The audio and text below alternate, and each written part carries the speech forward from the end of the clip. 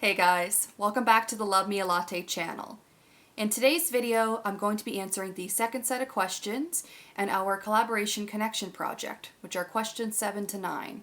If you haven't yet seen the first part of the series, I highly recommend that you check out that first video and then come back and join me in today's video. As in that first video, I give an explanation as to what this project is all about essentially.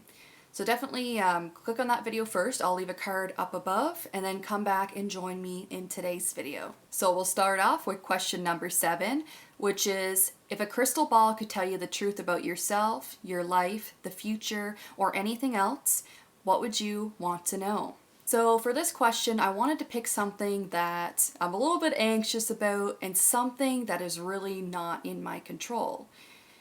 And for me, I would definitely want to look into the future, probably at least 10 years, if not more, down the road. And two things kind of come to mind that I would be really interested in knowing, and that would be number one, if I'm going to find, my person, my soulmate.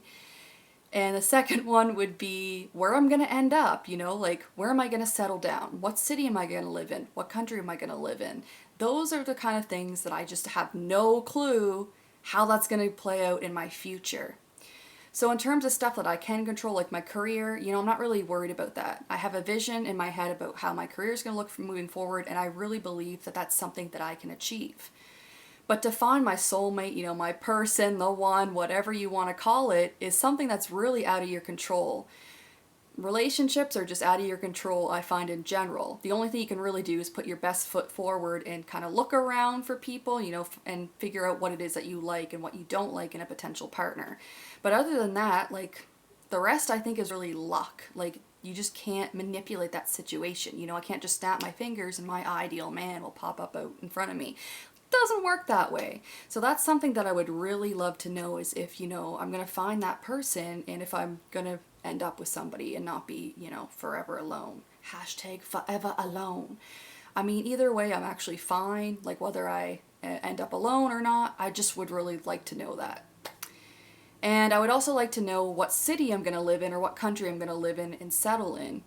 As for me right now, I'm doing an internship in a different province from my home province, and in some ways I really want to come back home because I miss home, I miss my family, and I miss my friends. But at the same time, I'm a very adventurous spirit, and I'd love to maybe explore. Maybe I'll go across the world and live there for a bit, or just move, to the West Coast or something like that. I do like to try out new things, and I like to experiment. But I would also like to know where I'm really going to ultimately settle, where I'm going to work, where I'm going to build a life. So yeah, if I had the choice, those are the things that I would like to know. So number 8, is there something you've dreamed of doing for a long time? What is it? And why haven't you done it yet? So this one's an easy one for me. I have always dreamed of, ever since I was little, I've always been a hoping, been a praying, and that is to travel to Europe. So my parents have been to Europe twice. They've been to Europe before I was born, and they went last spring. Yeah, last spring. So I'm trying to think. So they would show me pictures and tell me stories about their time in Europe. And I've done my own research into looking into Europe and looking at pictures from other people, from other travelers, and I would just really love to go there. And there's not just one specific place I'd like to visit in Europe. There are so many places I would love to see. I just think it's so beautiful over there, and the way that the people live their life is also a lot different. I feel like with some European countries in particular, maybe Norway, Denmark, those kind of more northern Europe countries, I feel like we have very similar belief systems and ways of living. I have had the pleasure of being able to talk to a couple people from Europe, and I really just like these people, the way that they live their life, the way that they work and do extracurricular activities and interact with other people. The whole cultural aspect in general is so interesting to me, and I would love to visit Europe so that I can experience all of that for myself, the really big cultural aspects of it, and then just to see the beauty of the land, Plus my ancestors are from Europe, so I would like to go and visit there. So it's on my bucket list.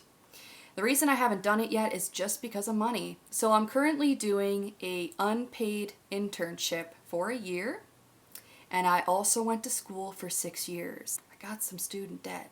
I got a lot of student debt. So it'll be a while before I get over there, I think, but I'll definitely go over there. You make it work, just go when the flights are cheap, just go during off season. I will definitely get there eventually. So number 9 is, what do you value most in a friendship, in a relationship, if those differ? So I thought of a couple different things for this one, but I decided to go with something I thought was more unique and something that I don't think my fellow collaborators would have picked, which is accountability.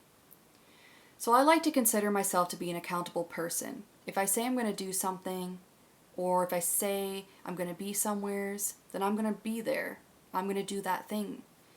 And so I really want that in return. And I find accountability in people can actually be quite hard to find. And something that comes to my mind is being accountable for your actions. A lot of people aren't accountable for their actions. They like to play the blame game. They like to blame the other person. They like to blame outside situations. And that's not cool, man. That's not cool to me. For example, if I do something wrong in a relationship, I always apologize. I'm accountable for my actions. If I do something wrong, I need to apologize for that and I need to fix that. And so I expect the same in return from my friends and from my potential partners. And another thing is, in terms of accountability, is being accountable in terms of always putting your best foot forward, always continuing to put effort into your relationships. Because I find lots of relationships I've been in, and I'm sure some of you guys can relate, is that people over time stop putting in the effort. And that is one of my biggest pet peeves. I don't do that. If anything, I put more effort in as the relationship goes on because I care more and more about the person as time goes on. But these other people aren't doing this. And so it's a really beautiful thing when you can find other people who are accountable and put their best foot forward into a relationship. You know that they're always there for you. They're always there for you. They're invested in the relationship. They're always there for the relationship. It's something that I think a lot of people overlook, but it's something that is so important. You need to be accountable in a relationship. Otherwise, you don't really have a relationship to begin with. So that's what I would pick for that one. Anyways, that brings us to the end of this video.